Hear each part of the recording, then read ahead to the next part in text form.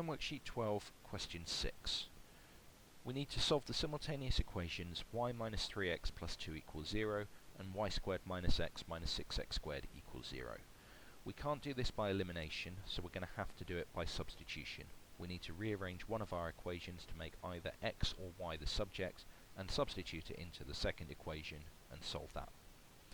This equation 1 fits more naturally to make y the subject if we make y equal to 3x minus 2, and I can then directly substitute that into equation 2 to get 3x minus 2 all squared minus x minus 6x squared equals 0.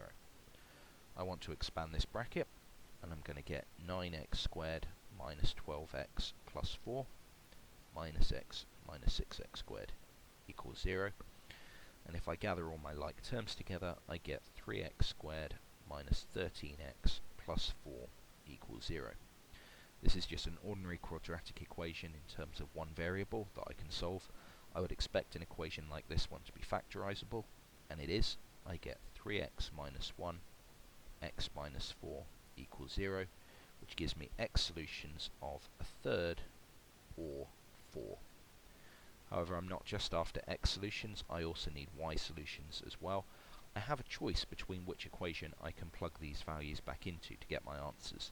The linear equation is going to be easier, so I'm going to do that one.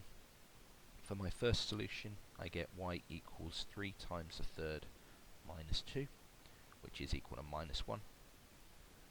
For my second solution, I get y equals 3 times 4, take away 2, which is 10. I probably want to pair these up. X equals a third, y equals minus 1, or x equals 4, y equals 10.